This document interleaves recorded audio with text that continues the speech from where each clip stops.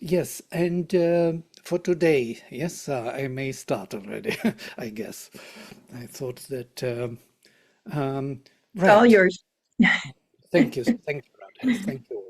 So, um, yes, today I'm kind of breaking the ice, and I have to bring the vision of the future mm, engagement in activity in totally different manner, in the conscious manner. And this was a very difficult topic for millennia. And all spirituality in India and elsewhere, all the religions, actually could not make it work. So there was a division made in the world on the secular and sacred. So we have the social laws and we have the religious laws, and they do not coincide. They have two different forms of existence. So there is a reason for it, because to bring the inner and truer being into action seems to be a quite difficult task.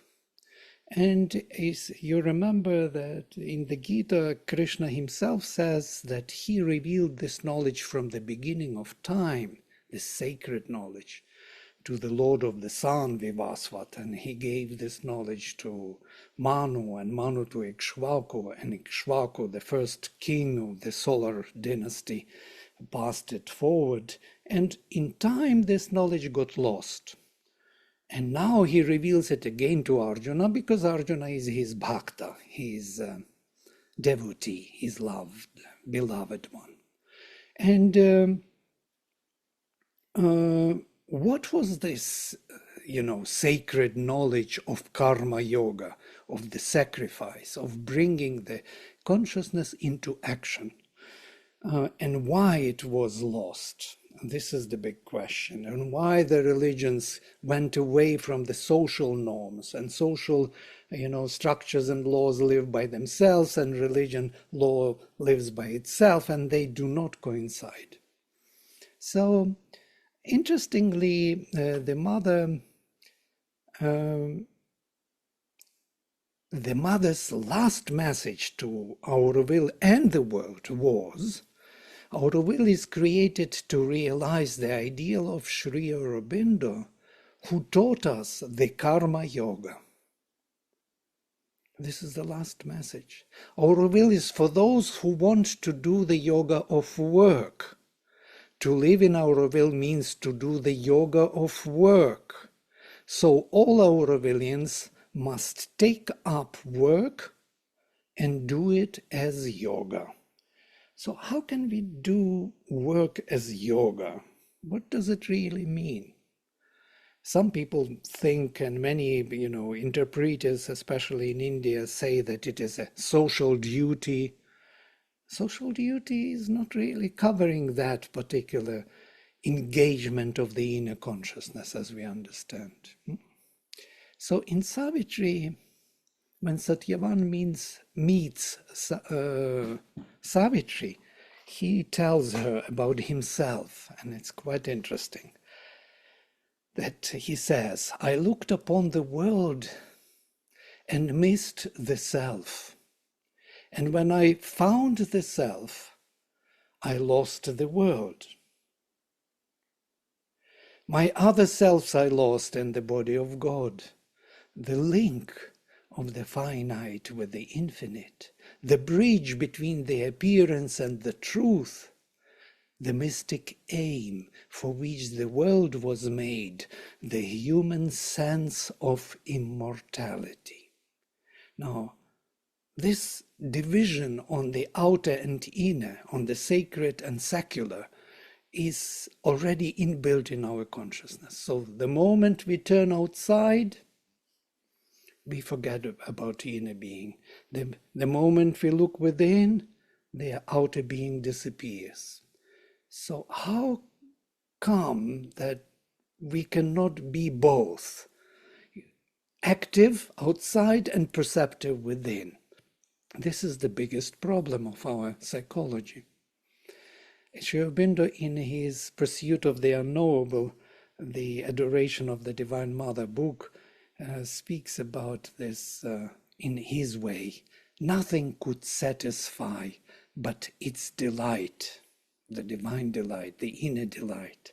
Its absence left the greatest actions dull. Its presence made the smallest seem divine. When it was there, the heart's abyss was filled. But when the uplifting deity withdrew, existence lost its aim in the inane. So we are looking for this solution. What are we to do to make our activities, our life, our action, our work meaningful, charged with the inner consciousness? How can we bridge the inner consciousness to the outer activities? So if we look into the form how we are working today, there is this ancient biblical curse of labor, as we know. When Adam and Eve are banished from the paradise, they are both cursed, as you remember, by Yahweh. And so in the sweat and blood you will earn your bread, and so on. There's the whole curse about them. The labor itself was cursed. The labor became difficult. The labor became undesired. Why? What is this curse about? It is about our outer engagement without inner connection. Outer engagement without inner connection is a curse. It means that the outer gains will be, avoiding our inner being. So we will get something outside, but inwardly we will not be there. And that's how Sri Aurobindo beautifully describes why all our gains, whatever we wanted to get, are not satisfactory for the inner being. We thought that if we gain this, if we really realize this, become professor, become the millionaire, become this, become that, get all we want, we will be satisfied, realized, happy after all. And we are not. What's the problem? It seems that we expected something else from this outer realization. We expected to be inwardly fulfilled. And inner fulfillment does not come that way. So we need to change this curse of labor, of heavy labor, which we try to avoid, to do less and to get more. This is the ideal. You do, very, clever work. And so you will do it in such a way that you put less energy and get more out of it is a wrong ideal. It has to be 100% in and 100% out. It has to be a total correspondence of the inner and outer. Only that work will satisfy and will be a fulfillment for the inner being. So what is interesting that in the Gita, Sri Krishna says about this, that all the work, when he speaks about karma yoga, sarvam karma akhilam partha, all the work without remainder, jnane parisamapyate, is ended up and fulfilled or realized in the knowledge experience, in self-realization. So we are here to work for our own self-realization. This is the purpose. All the work, without remainder. There is no work which is done for some, manual purpose, for some other outer gains. Every work, every activity has to be only for one reason, to realize oneself, to grow in consciousness. This is a totally different look at the work. It's not the work which you have to get something in order then to be free from activity. This is our ideal, yes? To finally, go on pension, get the pension and be free finally to live your life. So you have to earn enough resources in order to make yourself free from the labor is a wrong ideal. We have to be constantly in action, which actually enlarges our self-awareness and our fulfillment in life. This is the ideal. Not a retirement, yeah, but a constant engagement and growth in consciousness. So Sri Krishna in the Gita proposes his karma yoga, and I will briefly touch upon it because I do not want to spend much time. I want to come to the faculties of consciousness and link them to the karma yoga and the ideal of mother proclaimed for the hour of will. So Sri Krishna proposes, first of all, the freedom from the fruit of action. Why does he do this? You have the right for the action, but not for its fruit, he says. It is a psychological freedom. It's not a freedom from the fruit. Fruit will be there anyhow, yes? But it is psychologically, you should not attach yourself to do the activity, to generate the energy from within yourself for the sake of the outer realization. Outer realization is the result which is inevitable. It will come anyhow. But you have to be free from this motivation. The inner motivation should not be a desire to get the fruit. The inner motivation has to be the fulfillment of your consciousness. That's why the first liberation is to step away from this motivation of the outer fruit, outer result of action. The second second freedom, which he, after this, proclaims in the Gita, is the freedom from the modalities of action. It is freedom from the choice of the how you engage in the activity. So first you are free from the motivation of the result, that you get it. Second is a freedom from the motivation itself, from the modalities of motivation, how you will do it. I like to do it this way, and that's it. I know how to do it this way, that's why I do it, because I like it. This liking is actually another slavery. It's another kind of restriction of your capacities to reveal or to find yourself, to fulfill your inner being. So you have to try other modalities.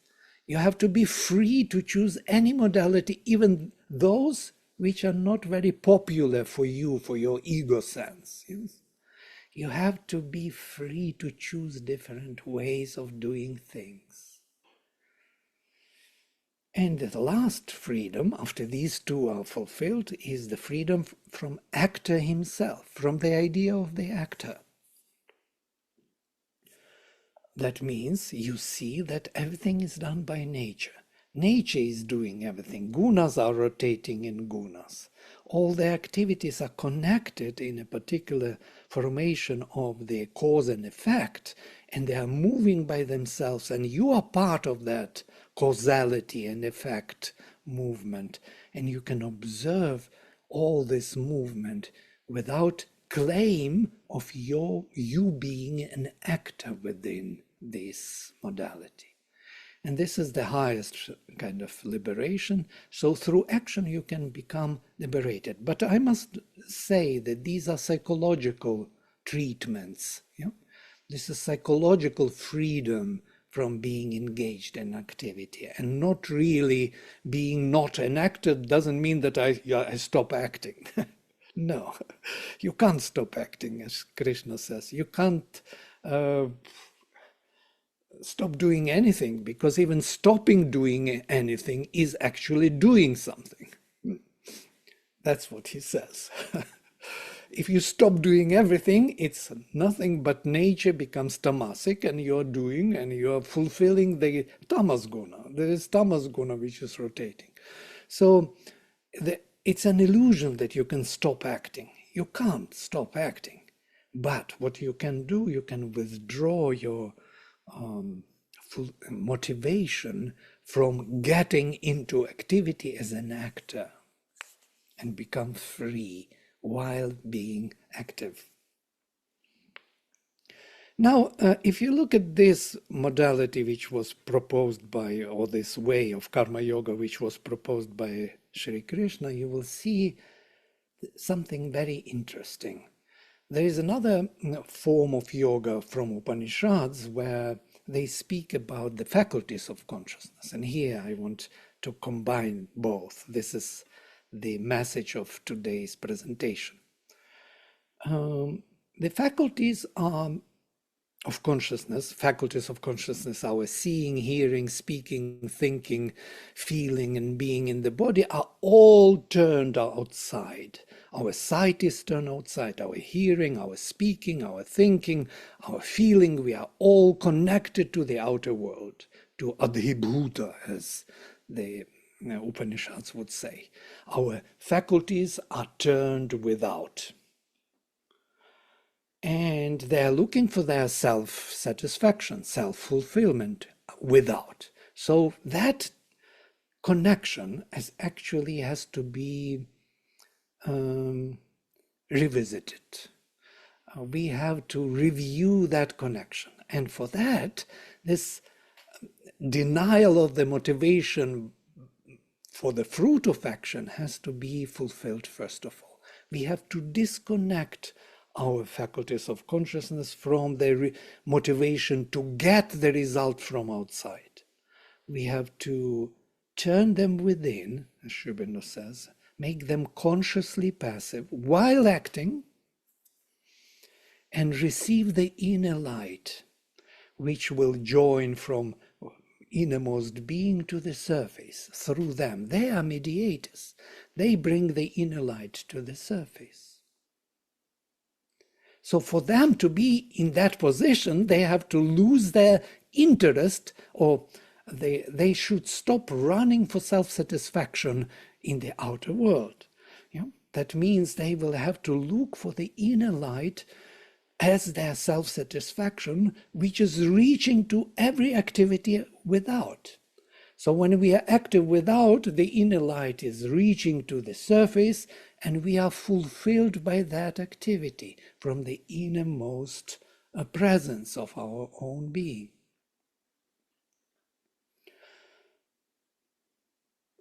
So this is why Sri Krishna spoke about this disengagement with the fruit of action, because then we have our faculties of consciousness free for the first time to engage in their own conscious self-activities. As Kenna would say, it is not by the word that we speak about the spirit. We cannot find the spirit outside, yes, without re-engaging our faculties. It is by the word that, it is by the spirit that we speak the word. It is not by the sight that we see the spirit, it is by the spirit that we see it all. It is not by the hearing that we hear about Brahman, it is by the Brahman that we hear, and it is not by the mind that we can think about Brahman, it is by Brahman that we think. Now, if it is so, then engagement in conscious activities of these faculties actually will fulfill our activities outside. Activities outside are only a proposition or the some kind of engagement which will allow this inner light to reach to the surface and to charge the surface with the conscious presence. When Pavitra speaks to Sri Aurobindo about this, he says, whenever I am in the meditation, I'm in very good connection with the inner presence, and I feel the presence of the mother and force descending upon me.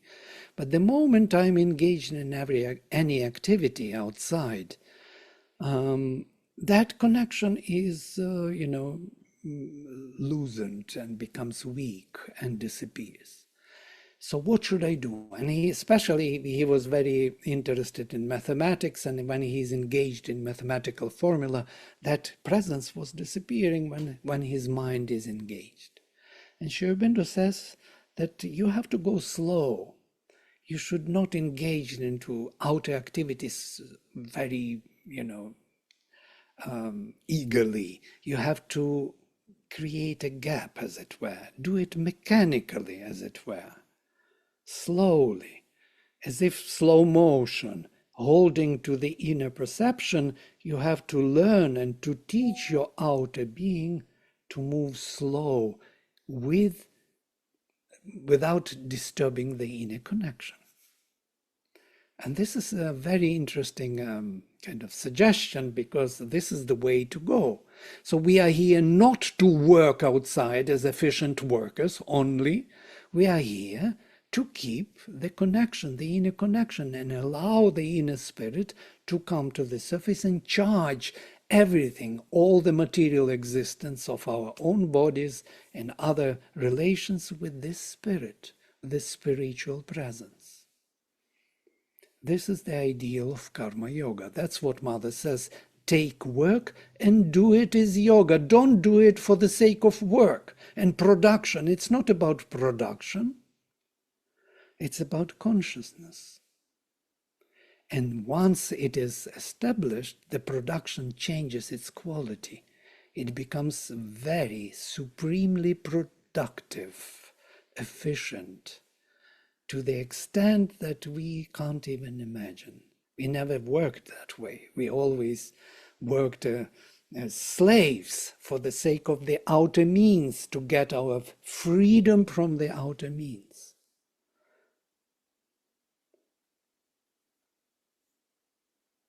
So, how these faculties of consciousness can be purified, how they can be consciously passive, as Sri Aurobindo says, without looking for their own self-satisfaction outside.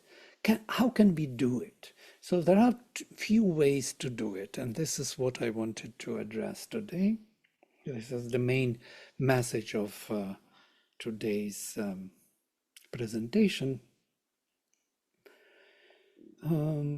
First of all, this purification of the faculties in action itself has to be done for the sake of making that connection become perceptive of the inner light of the soul. And there are two stages of this purification. First is conscious development of faculties. We have to develop them consciously. We have to look into them as our instruments of knowledge. While engaged in work, we have to see what is happening, how to speak consciously and be conscious of one's own speech, how to see consciously and be conscious of how you see, hear consciously, deeply perceive the meaning, looking for the real intention meaning of the message, what the person wants to say and not what he says, is another capacity of conscious engagement. So we have to train our faculties. We have to focus on them. When I was in our university, a professor of SOL, Science of Living, we had a course on the faculties, and whenever I asked the students of the first year, what is the difference between seeing and hearing, I noticed very interesting thing, that they are very outwardly related, all the students. They lived outside in their phones and so on. They are never focused within. But the moment you ask this question, what is the difference between seeing and hearing? How can you define it? They immediately stop moving for a minute or so, and they all look within. And this is so noticeable. You can even feel complete silence in the room, where there are 40 students and total silence for a minute. Everybody looks within. It's interesting because to become conscious of how our faculties function, you have to step back. You have to have one more poise of the witness, Purusha. You have to have someone who looks at them, how they function. And that shifts the poise of consciousness within. This is what it is for. It is the first purpose is to become conscious of how they function. Then to start trying to function consciously in the work environment. To be conscious how you speak, what you say, not what result it will create, and I have to avoid this and to avoid that and constant inner dialogue. It's not the way. The way is to become aware of what is happening within, how to be consciously engaged with this faculty. This is first level of purification. The second one is even more interesting. It is charging the faculties of consciousness with conscious engagement of the verities, or the qualities of our innermost being, of psychic being. So to say, to trace and to look into how these qualities of sincerity, humility, gratitude are actually coming into life through what we do. Are they there or not? And to deepen their presence through our activities in the outer consciousness. This is the most purifying element. If we can arrive at this level, that means we have changed our conscious activities altogether. We are no more driven by the result of action. The result of action is coming anyhow, and it has to be there, it has to be planned, it has to be envisioned, it has to be followed, but our inner motivation is very different. We are gaining something much more than outer action and motivation of outer action can give us. We can also practice psychological freedom from the result of works, as Krishna constantly reminds us about this, that psychologically I should not tie myself to it. I should do the work, yes, I have the right for work, but not for its fruit. Fruit belongs to all. Fruit is the result of the work, and not my result. It does not belong to me. It belongs to the whole, to the divine. Then I have to trace that I have preferred modalities of action, which make me weaker, stronger in some way, because I know how to do it more efficiently, but that also weakens me because I refuse other modalities and I do not see the meaning in them. So I am not flexible enough to take any other modality. And the final is to trace back and to see that everything is done by the forces of nature and see them working in you also. So you are part of this natural, unfoldment. Nature is the power of the divine, so to say, working here out all the necessary means for our self-development. So I can step back and view how it is beautifully done by me, by others, see myself, so to say, as if in the movie, doing things, which makes me free, which reserves a lot of inner energy, which I now can use properly, consciously in the activities, without losing my inner self. So Mother and Sri Aurobindo offer for the followers of integral yoga another modality which is actually covering all of these, what I mentioned, and that is offering all the activities to the highest and innermost consciousness in us, to the divine.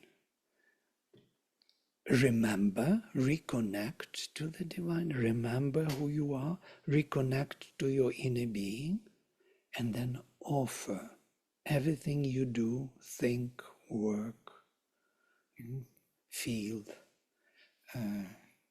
to the inner presence.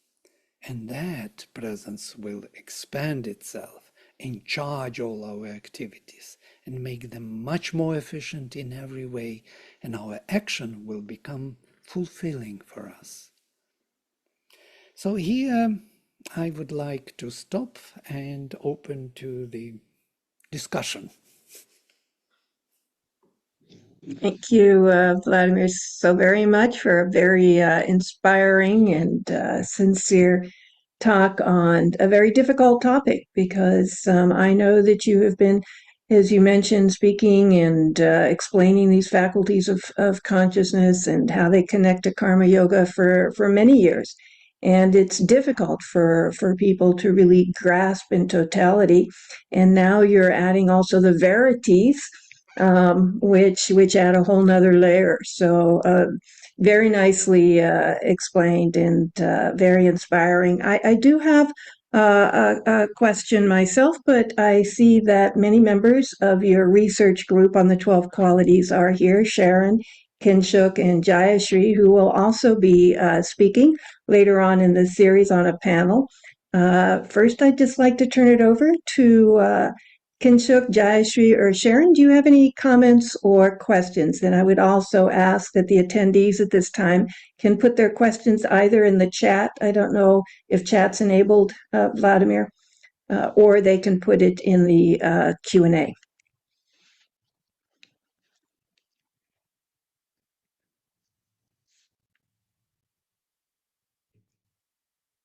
I enable chat now, so they can put into chat or Q&A if they have some Thank you. questions. If you don't have questions, I can then read one more quotation. We have Kinshuk that would like to say something. Please go ahead, Kinshuk. Oh, I just wanted to ask you, Vladimir, if you can say a few things on what really does success mean in this new view of things? What is success then in work? Right. Well, okay, I wanted to read the quotation from Sri Aurobindo, and you asked exactly what it is. So I'm just projecting it for all of us to see. To do works in a close union and a deep communion with the divine in us, the universal around us, and the transcendental above us, not to be shut up any longer in the imprisoned and separative human mind, the slave of its ignorant dictates and narrow suggestions. This is karma yoga. This is the successful action. To work in obedience to a divine command, an eternal will, a transcendent and universal impulsion, not to run under the whips of ego and need and passion and desire, and not to be goaded by the pricks of mental and vital and physical preference. That's what we spoke about, preference of modality. But to be moved by God only and the highest truth only. This is karma yoga. This is the successful work. To live and act no longer in human ignorance, but in divine knowledge, conscient of individual nature and universal forces, and responsive to a transcendental governance, transcendent governance. This is karma yoga. To live, to be, act in a divine, illimitable, and luminous universal consciousness, open to that which is more than universal, no longer to grope and stumble in the old narrowness and darkness. This is karma yoga. This is success in work. Yeah? Well, this success in work is absolutely unexpected. We do not expect that success to have. But this is a true success, what we are looking for. Otherwise, we will never be satisfied with our activities. It's quite obvious. We lived our life already. We know what it is. We tried everything, all modalities, and we saw that we are satisfied only when there is this inner fulfillment. Vladimir, can I just add to Yes. that? When you were reading, all the Sri Aurobindo's quotations, I realized that what you were reading out was actually the powers of the spirit, the verities of the spirit. When we live in the spirit, I mean, that is, I think, the first requirement is to be in constant touch with that inner self that you just talked about, your entire presentation, that inner presence. When we are always conscious, and that is difficult, that is the work we have to do, to be consciously conscious of that inner presence, then its powers or the verities is karma yoga, is the expression of karma yoga, and that is success. It has nothing to do with worldly success. Worldly success will become a byproduct and not the all-important goal as it now is for most of us. Right. That's the shift. Absolutely. Yeah, thank you so much. It's really so. The very idea of worldly success becomes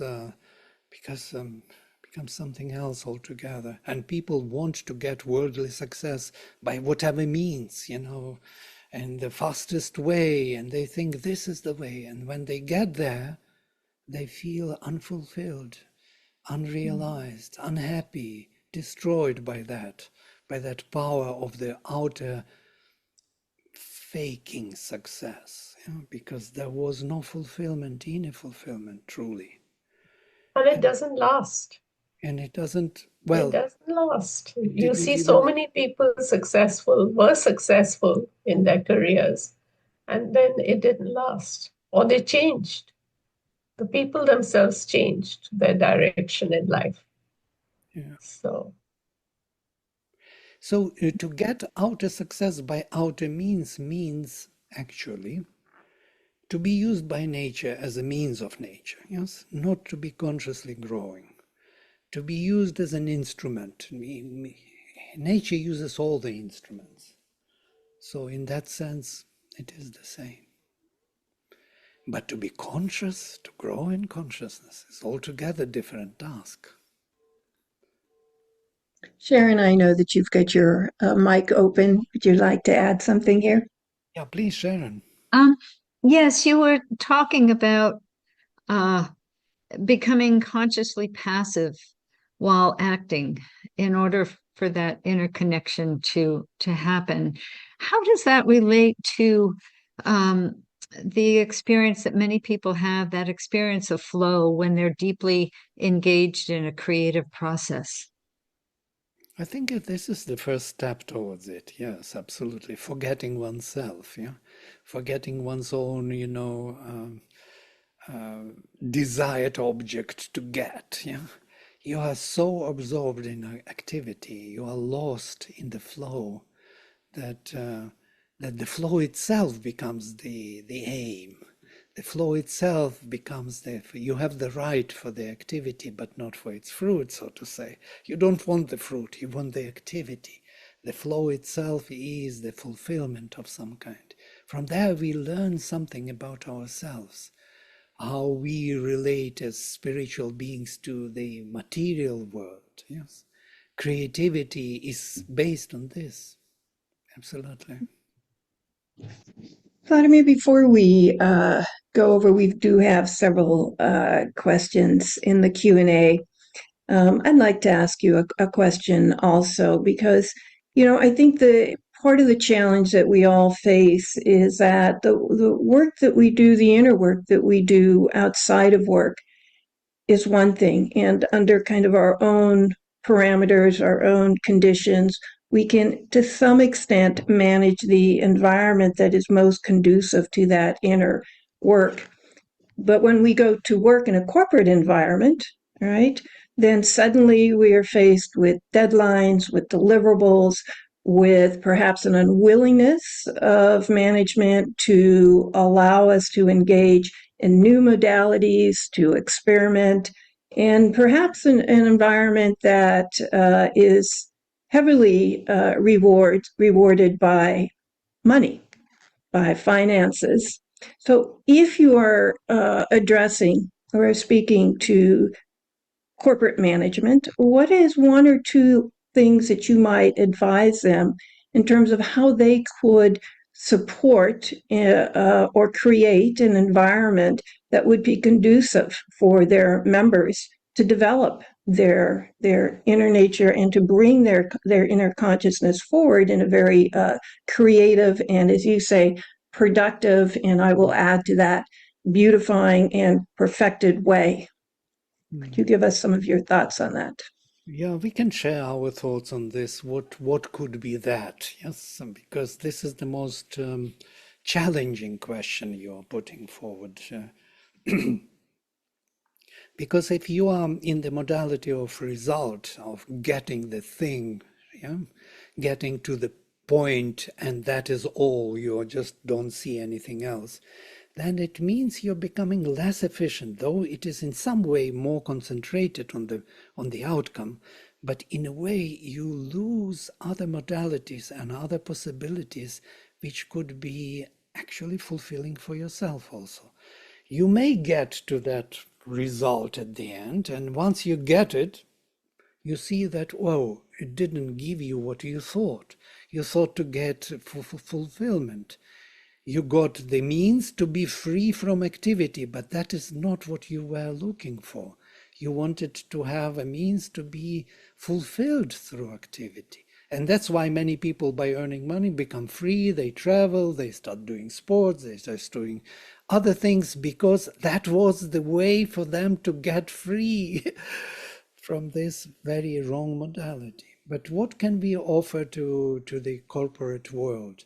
I think there may be, this is my thoughts totally, and difficult maybe to follow, that if we create an environment in which all the faculties can be fulfilled, so to say, your seeing, hearing, speaking, thinking can be without restriction fulfilled and engaged in creativity, that could create an interest, an inner interest of self-fulfillment. And the work has to become educational in principle. You have to learn something about yourself and others through activity. If that is maintained or looked into from the beginning by the corporate world, then I'm sure the results will be much higher in every way. And of course, the CEOs and the directors of the companies have to be examples of by themselves for others. They have to look for that fulfillment for themselves and see that quality in others and the need in others. And then they will be able to actually follow that path. Otherwise, if their purpose is to get only things what they want by their own desire, I'm not sure that it is even possible. So it's really a total change in consciousness from management and CEOs and even board members and chairmen. And as you said, and I think this was something that Jan brought up before, is also this creation of a learning environment is an excellent first step. And I think it's very easy for managers and managements to understand the benefits of a learning environment. And so it would be step one, if you will, that you would take it in phases. And also, as you said, what requires management themselves to go through this inner process to understand. But it's not a simple task, and I do think I think I saw Karen G raising her hand. Yes, Karen, go ahead. Are you here with us? She's over in his attendee. Let me just see here. She's still. I saw it pop up. Okay, let me go ahead and bring her over. Karen G will be coming over in a second. She is the director at the Sri Aurobindo Center in Surat, India. And welcome, Karen G. You can unmute yourself, and if you have a comment or question.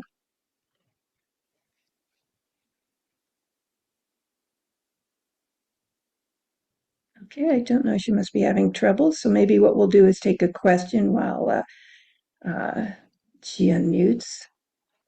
But she does say in the Q&A, very impressive talk, Vladimir G. One of the questions in the Q&A, can you please give the book reference of the answer of Sri Aurobindo Pavitra's question, which we'll put in the chat. Yes, And it is go ahead. the Conversations with Pavitra. You can find it there when he asks him how to maintain the connection with the inner presence while engaged in outer activities. He asked him also whether it is advisable to stop being active outside and read the books for the meditative process to deepen. Sri Aurobindo says it's not, there is no such rule, but it's always better to do it more consciously, so to say, gradually, yes? Holding to the spirit. And if you cannot do it in that way, then you have to train yourself to do it. So to say, you have to sacrifice outer activity, speed and engagement for this inner connection a little bit. And this is how and why also in an ashram, in the ashram, in Sri Aurobindo ashram, Mother gave the work, the manual work for many scholars who came to her, you know. They were washing dishes and they were so delighted to wash dishes in the dining hall. Why? Because this is a mechanical, physical work with which you can keep the connection and slowly learn to keep the connection while doing everything. This is the purpose of work, to bring the inner connection into the outer consciousness. I see Kiranji has joined. Yes, Kiranji. Go ahead, Kiranji. Namaste, Radheji and Vladimirji. Thank you for allowing me to talk. I really appreciate the way Vladimirji started with Faculty of Consciousness. The question, to live in corporate world, which I feel that is so much. So it is whether it is corporate or any workplace, there is always a trouble. What I realize that if we live in that aura of higher purpose, it is possible to remain calm and detach with whatever happening outside of corporate world. I just connect with Vladimir's story. Vladimirji, if you remember the story of Narad and farmer. Farmer who used to keep on speaking Narayan, Narayan, and Naradji could not hold the jug of water and cannot continue speaking Narayan, Narayan. So I realized that if somebody wants to continue the work outside and live in an inner space, it's easy that continuously you are in that zone, then only you can connect. But for that, it is constant struggle between those all faculty of consciousness outside, that is like desire and physical, mental, vital, that is consciously one has to practice, which I'm talking about my experience. One has to practice and be in that zone both together. So thank you for sharing this, and so I'm looking forward for again for the discussion. Yes, thank you, Kiranji. That's very good example that he couldn't carry the jar of water, and remember Narayana, either jar of water or Narayana, you choose, yeah, or so to say. That's why we the whole yogic practices developed this, calm down, sit down, immobile, immobility in the body. Why? Close your eyes, stop your thoughts, stop your breathing even. Stop your breath in order to dive deeper. Because the moment you start moving with your karmendriyas, as it were, the moment you lose the connection. That's starting from the Vedic times already. In the Vedas, it was to the hymn to Usha, it is said, let panis sleep when you come to us. Panis are those indriyas of action, as Sri Aurobindo says, yes?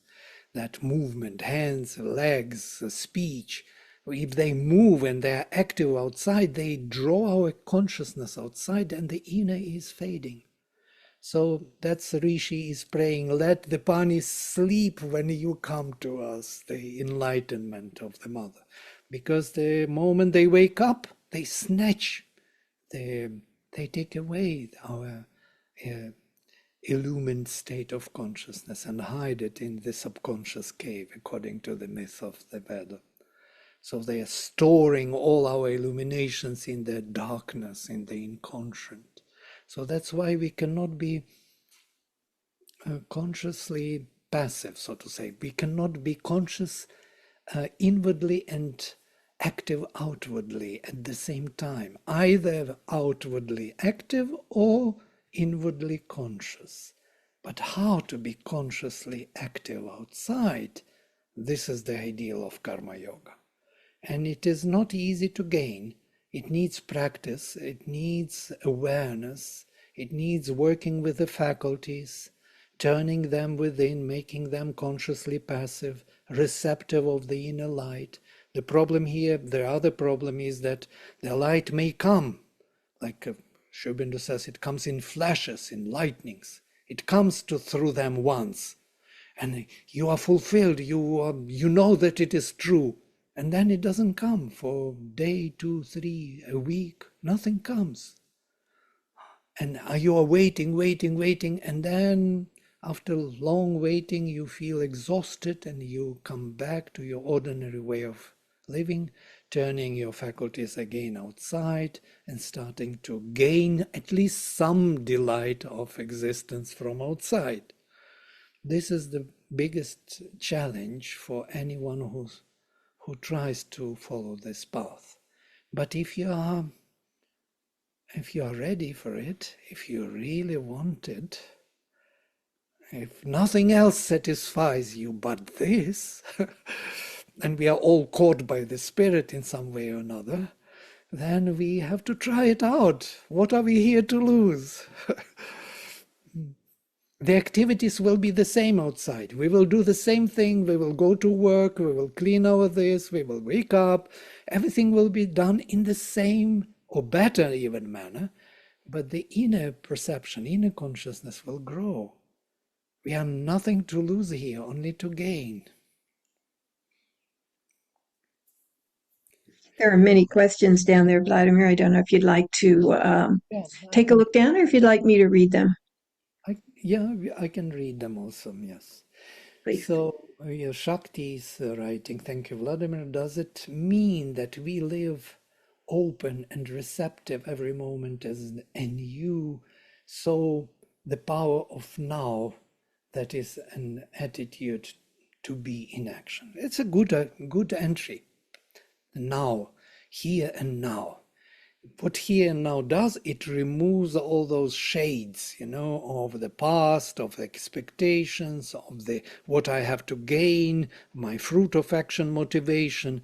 Everything is removed. And when you clear up the atmosphere here and now, you can start doing real work. But this clearing is not the end. It's just the first step.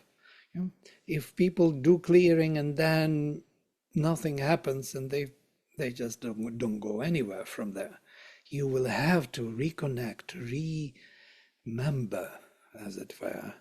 And once you are reconnected and you feel the presence growing, you have to start offering to it, giving it everything you do, think, feel to that presence. That presence has to charge all your activities with its light. And this is the transformative process. This is the sacrifice of the Veda. What is the role of desire? Does it take us into outer world, or is it a message from the inner self about the role in the world? How to approach the desire of working for something? We had a very kind of many talks on this. Desire is actually, the form of desire usually hides some true intention, some true need of the being. And it distorts it. Sometimes you have a desire to get somewhere because you are looking for some fulfillment. But that fulfillment you do not know. You are driven by desire because what is given to you by nature, you take it. And you start working with it, what is given. And that desire drives you, so to say. And sometimes desire can never be satisfied, as Dhammapada says. Even the golden rain of golden coins cannot satisfy the desire. The desire is always there. It cannot be satiated. It's interesting, if you think of it, because it is not reaching to the inner fulfillment. Only inner fulfillment can satisfy. So if you follow the desire, then you will never be satisfied. But if you see that behind the desire there is a true need, and you discover it, you find that your inner need for the development, your svabhava, yes, then you may find your svadharma, and then your action will become fulfilling. We can take work given to us as naimitic karma and do a karma yoga, as Vladimir explained. Somebody just made a comment.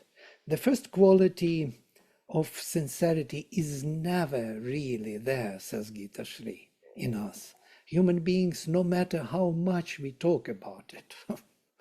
This is the first sincere discovery. It's a very good. Sincerity is trying to come back. To be totally conscious of this, is it important to bring the psychic presence in front? Absolutely. And therefore, how do we do this constantly in our walk of life? Remember and offer. Yes, aspiration, surrender, aspiration, rejection, surrender.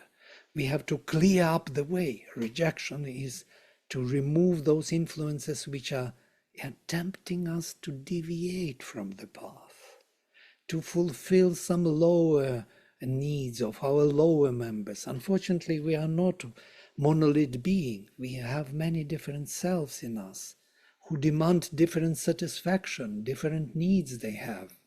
And they are all waiting for their time to pop up and to demand their own satisfaction. Yes? Even if we are very well doing with sincerity and offering and so on, they will be still on pause, waiting there in the dark corner. Okay, this is not my time, it will say. My time will come later when the person is less conscious. And this happens all the time. So we have to be ready to receive them and to reject them if our aspiration is to be fulfilling and surrender to the highest consciousness in us. I just put I answered that last question. They wanted the citation again for Pavitra's book. So it's Conversations with Sri Aurobindo. Yeah, Conversations with Pavitra, it's called. Conversations with Sri Aurobindo Pavitra. Yeah, Yep. And I know that's available through Shabda, but we also, I believe, still have some copies. So if you're interested, you can just email either myself or Vladimir, and we'd be happy to let you know the price and can ship it to you. Any other questions or comments, either from attendees or the panelists?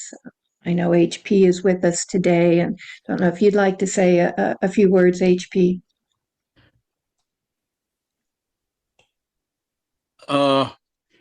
I think it's a very enlightening presentation, Vladimir. It shows that how much deep you have gone through and tried to make it understandable to the common mind. I think the one word that we can all keep in our mind is living within, without. And that is the big word, but in practice, but it's very useful, living within, without. So thank you. Thank you, HP. Yeah. HP actually brought all the 12 qualities to the corporate environment, always speaks about them as the powers which manifest life and universe. And we started in our group, we started to look into this more deeply, and we find this very valuable.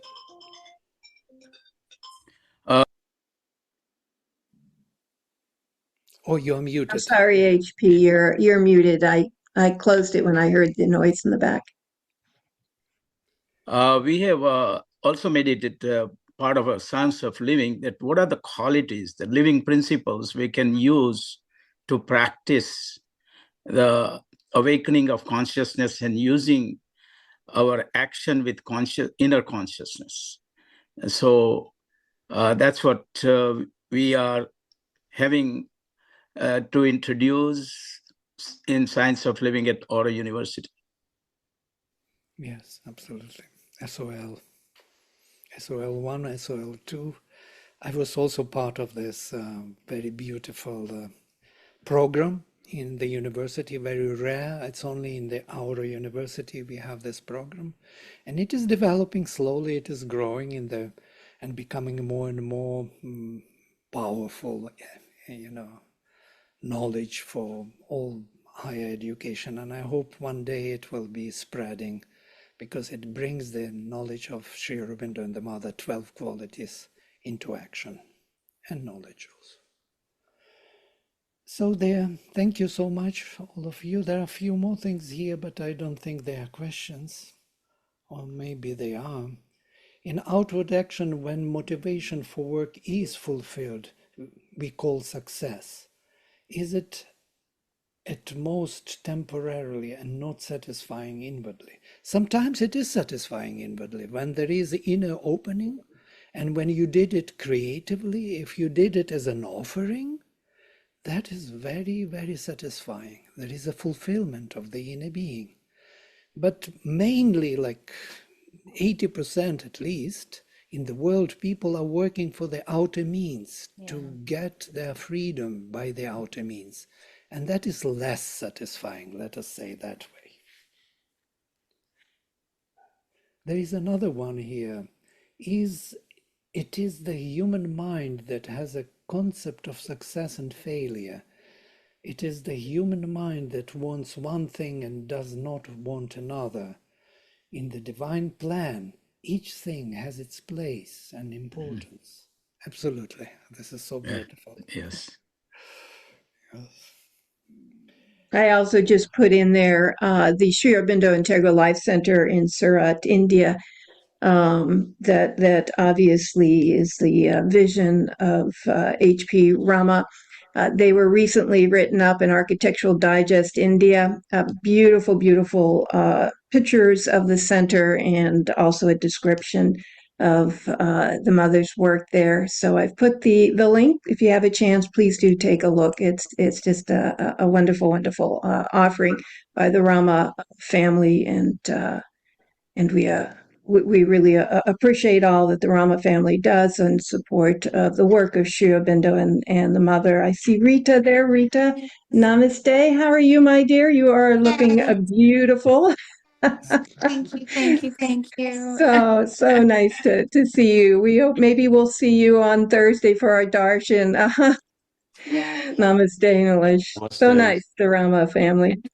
Very nice. Okay. Thank you all so very much, Vladimir. Thank you. And if anybody is on here that's local, we will be having a darshan gathering here at La Grasse on Thursday from 3:30 to 7 in celebration of the mother's final arrival in Pondicherry. So we hope to see many of you here on Thursday. Thank you all again. Thank you, Vladimir. Thank You, Rita, HP. Thank Namaste. you. Thank you.